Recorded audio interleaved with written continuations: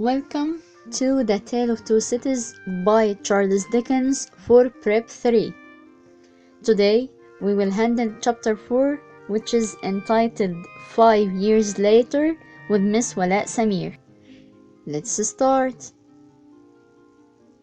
The first main idea in this chapter is Charles Darnay was accused of treason for being a spy for the French against the English in the Old Bailey, and the Old Bailey is the central criminal court of England and Wales, which is now known as the Old Bailey. He was accused of traveling between England and France and informing the King of France of what the English army prepared for the war with the Americans. 6 people were witnesses against him in the trial.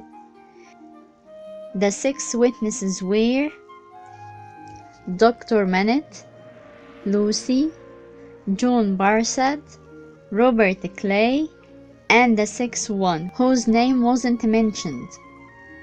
When Lucy entered the court, her beauty was greatly admired and attracted the attention at the court. The first witness was John Barsad. He was described as Darnay's friend, but it was him the one who told the authorities about the doubts towards Darnay. Robert Clay, who was Darnay's servant, decided to examine his master's pockets and papers. He found lists of the English forces and their preparation, and he thought that his master, Darnay, Charles Darnay, must have delivered them to the French side. As for Lucy's testimony, while Lucy was taking her father back to England after he was set free from prison, she met Darnay on board of the ferry boat. Darnay helped her take care of her father. He showed great gentleness and kindness to her father. She also said that he talked to 2 French men and that he handed them some papers. When Darnay spoke to her, he told her that he was traveling between England and France on business of a delicate and difficult nature, and that he was traveling under a false name. She cried as she felt that she would do harm by her testimony. In fact, her testimony was against Darnay. Dr. Manette's testimony. He said that he and Darnay didn't speak with each other due to Dr. Manette's illness when he was on the ship, as he was newly set free after his long imprisonment without a trial or even accusation in his own country, the thing which affected him both physically and mentally.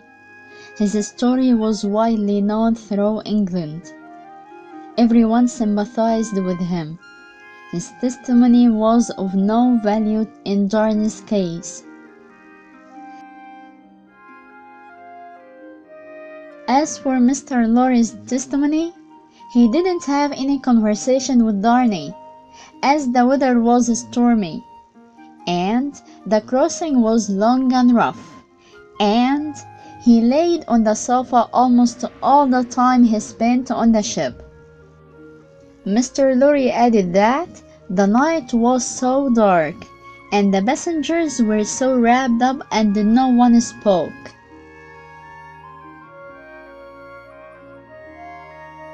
The 6th witness was called to identify Darnay. He said that he had never seen him on any other occasion. Carton passed the piece of paper to Straver, and Straver asked the witness if he had ever seen anybody similar to the prisoner, Darnay. Then Straver asked him to look carefully at Carton and Darnay and say if they looked the same. Everyone in the court got surprised by their similar appearance. Sidney Carton was very similar to Charles Darnay. During the trial, he remained seated, his hands in his pockets and his eyes on the ceiling. Carton was the first person to notice that Lucy fell on her father's shoulders. Trevor, as we said, was the lawyer of Charles Darnay. He showed the jury that Barsad was a hired spy and a traitor himself. He was one of the greatest villains in the world. Clay was Darnay's servant and Barsad's friend and partner as well. Mr. Trevor showed that Barsad was in debt. He was sent to prison many times before. He was cheating at dice. He even borrowed money from Darnay and never paid it back. He conspired with Clay, the servant of Darnay, to put the lists of the English forces in his pockets. Robert Clay was imprisoned with Barsad 4 years ago. He was suspected of stealing a silver teapot. Mr. Trevor defended on Darnay, saying that he traveled to France for some family affairs, as his family originally have come from France. Darnay was set free. After the trial, he invited Carton for dinner to thank him. Carton liked Lucy from the first sight, and so did Darnay. Carton showed his jealousy from Darnay because Lucy cared for him and wept for him during the trial. In the restaurant, Carton showed his sorrow, saying that he cared for no man on earth, and no man on earth cared for him. And this quotation shows us how sad was Carton at that time. Carton is amazingly good jackal. Carton was a man of great talent, but he lacked the character. He would make that talent work for his good, but for the others. Just like the lion and the jackal helps the lion to find its food, but the lion is the one who takes the fame and the food, while the jackal takes the leftovers. Carton was behind Trevor's success, and all his cases were organized by Carton. But Trevor is the one who takes the fame and the money, while Carton takes only his payment. Carton was feeling sad for himself. He felt sad because he knew he was a man of good abilities, good emotions, but he was incapable of directing them. He knew that he was talented, but he didn't use his talent well. We came to the end of this chapter. Here are some questions that are related to the content of this chapter. What was Darnay accused of in the Old Bailey?